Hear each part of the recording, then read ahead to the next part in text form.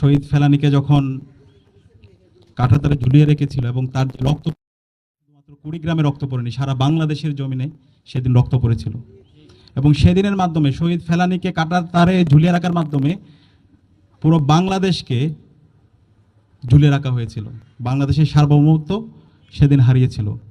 এবং 2011 সাল থেকে আমরা দেখতে পেয়েছি বাংলাদেশে ভারতের আধিপত্যবাদ কিভাবে এখানে চাপিয়ে দেওয়া হয়েছিল। আমরা আর স্বাধীন ছিলাম না। বাংলাদেশের সব কিছুই ভারত থেকে নিয়ন্ত্রিত হতো। আমরা ছিলাম ভারতের একটা সাপ্লেট কলোনির মতো। এখানকার আমাদের সংস্কৃতিকে ধ্বংস করে দেওয়া হয়েছে। আমাদের এখানকার রাজনৈতিক যে সংস্কৃতি সেটাকে ধ্বংস করে দেওয়া হয়েছে। আমাদের অর্থ ব্যবস্থাকে ধ্বংস করে দেওয়া হয়েছে। আমাদের শিক্ষা ব্যবস্থাকে ধ্বংস করে দেওয়া হয়েছে। বাংলাদেশ আর বাংলাদেশের মধ্যে ছিল না।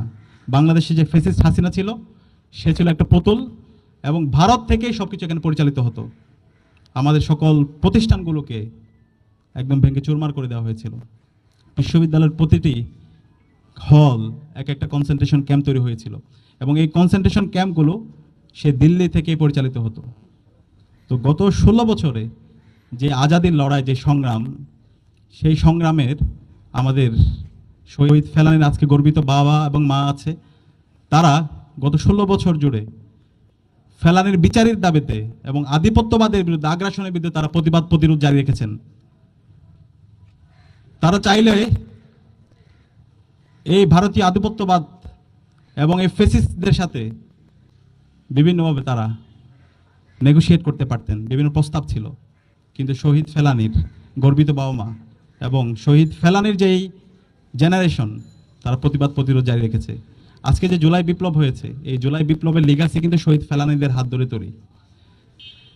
আমরা যখন ক্যাম্পাসে ছিলাম, আপনারা জানেন 2024 সালে এই ঢাকা বিশ্ববিদ্যালয়ের বটতলায় আমরা কোরআন পাঠের আসর করেছিলাম।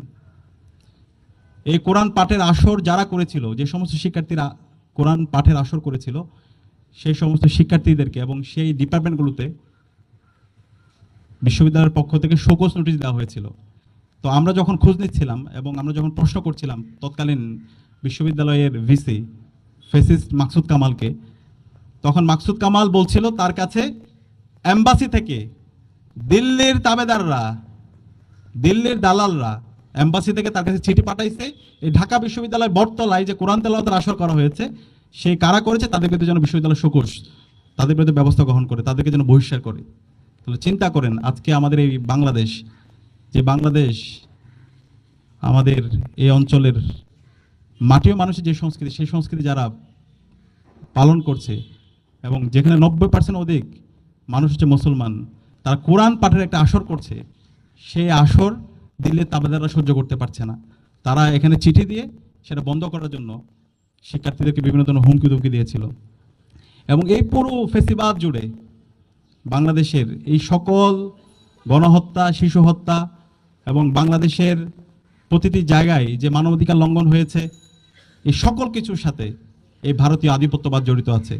এবং ভারতীয় আধিপত্যবাদের বাংলাদেশে যারা দূষর, খুনি হাসিনা, নিষিদ্ধ ছাত্রলীগ, যুবলীগ এবং কালচারাল ফেসিস্ট চক্র, যারা এই ভারতীয় আধিপত্যবাদকে এখানে লেজিটিমাইজ করার চেষ্টা করেছে, এটাকে বৈধতা দেওয়ার চেষ্টা করেছে, তারা এটার সাথে জড়িত আছে।